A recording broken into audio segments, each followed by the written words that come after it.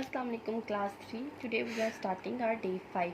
Our first subject is English. In English you have to learn the poem Playtime on page number 21.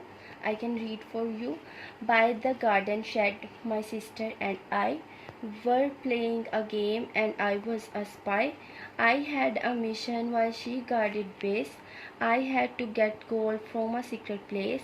The gold was 2 apples on the big tree, but in our game they were real gold to me. A giant beast was asleep in the way.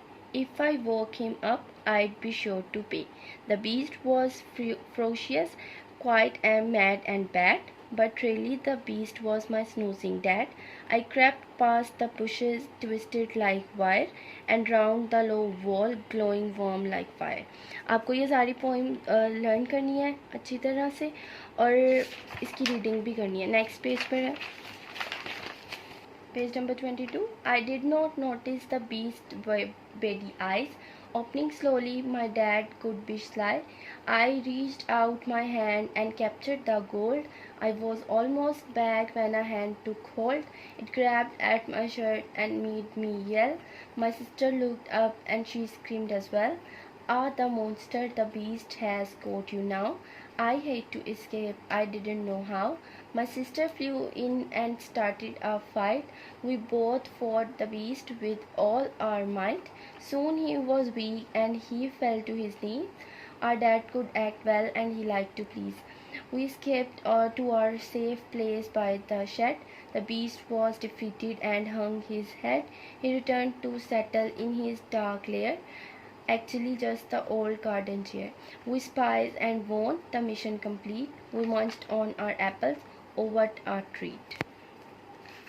हमारा अगला सबक है उर्दू वाले और आज हमने पढ़नी है नज़म कछुए. पेज नंबर 18 पे आपके यहाँ पोइम है, आपने इसको ज़ुबानी याद करना है. कछुआ हमने देखा है धीरे धीरे चलता है, कछुआ गिरगिट और घड़ियाल एक रानी के हैं लाल. ऊपर है हड्डी का खोल, कैसी नेमत है अनमोल. होते नहीं कछुए के दांत, साबित गज़ा खाती है आंत. नदियों रेगिस्तानों में, जंगल में, मैदानों में, बीच समुंदर दलदल में, पानी की हर छागल में इसका रहना सहना है, मेहनत इसका गहना है.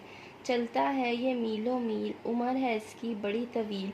कुछ कछुए तो छोटे हैं और कुछ कछुए मोटे हैं. कीचड़ का जो कछुआ है वज़न में कद में छोटा है, वरना कछुए समुंदर के होते हैं अक्सर मन भर के. कछुए की जो माँ है वो अंडे रेत में देती है, बच्चे जब भी निकलेंगे पानी की जानी भागेंगे. ये पोइम जमील अलवी की है और आपको ये सारी पोइम ज़ुबानी याद करनी है अच्छी तरह से. इसके साथ आपको सामयात में आप सूरह कुरैश और सूरह कौसर भी ज़ुबानी याद करनी है. Our next subject is maths and today we are going to do the rest of word problem starting with 9-1. How many pack of 4 biscuits can be made with 735 biscuits to be distributed among some children? How many biscuits will be left over? अब हमारे जो 735 biscuits हैं उनको हमने 4 biscuit करने हैं each pack में, तो हमें उसको करना है कि कितने लोगों में वो डिवाइड होंगे. सो हम 4 को बाहर लिखेंगे और 735 को.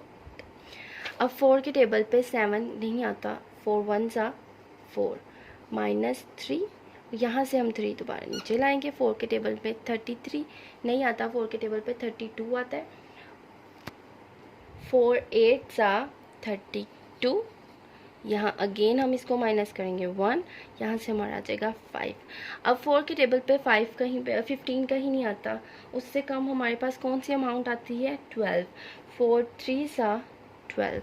जब हम इसे माइनस करेंगे तो हमारे पास 3 आंसर आ जाएगा रिमाइंडर, और यहाँ पे आपका आंसर आ जाएगा. इसी तरह मैंने आपके यहाँ पे सारे नोट्स में इनको सॉल्व किया हुआ है. पैटर्न इनका सेम वही है जो हमने पहले किया है. उसका डिवीजन का सिंपल मेथड आपने अपने नोट से एक बार इनको कर लेना. नेक्स्ट में आपको 13 वाला समझा देती हूँ. यहाँ पे हमारे पास there are 650 lemons to be put into bags. How many bags of 7 lemon each can be filled. How many lemons are left over. मतलब इसमें हमें इनका रिमाइंडर भी डिफ़ाइन करना है। सबसे पहले हम ले लेंगे, अगर हम हमारे पास 650 लेमन्स हैं और हमें उन्हें कितने बैग्स में डालना है, 7 में करना है, 7 एक बैग में आने चाहिए।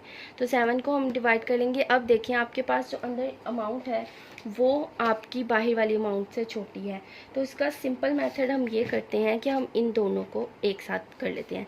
अब 7 के टेबल पे 65 नहीं आता, जबकि 7 के टेबल पे क्या आता है, 7 9 सा 63, माइनस हम इसे करेंगे 6 साथ 0 आ जाएगा आपके पास, 5 में से 3 माइनस करेंगे तो 2 आ जाएगा।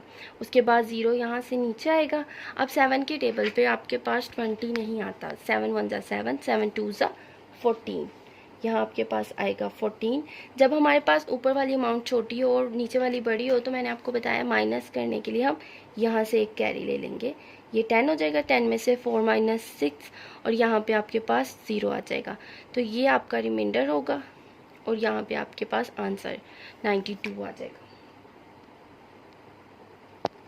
जो बाकी आपके सारे इसके क्वेश्चंस हैं वो भी सेम पैटर्न से सॉल्व होंगे और आपको इनकी स्टेटमेंट जो है वो पूरी अपनी कॉपी पे लिखकर नीचे उसको सॉल्व करना है। ईच बॉक्स में आपने एक ही वर्ड लिखना है, सारे नहीं लिखने हैं। जिस तरह आपकी मैथ की बुक्स इस तरह बॉक्सेस में बनी होती हैं, आपने एक बॉक्स में एक वर्ड लिखना है, नेक्स्ट बॉक्स में लिखना है। नीटली इनको लिखना है अपनी अपनी कॉपी से। Our next subject is English B and now we are going to do word opposite। आपको अपनी बुक को इस तरह कॉपी को रेडी करना है, सेंटर में लाइन लगानी है और फिर 1 2 3 4। सबसे फर्स्ट है above, उसका ऑपोजिट है below। above का मतलब होता है ऊपर और below का मतलब होता है नीचे। bright, dull, bright का मतलब कोई चीज़ जो बहुत रोशन होती है और dull जो मध्यम होती है।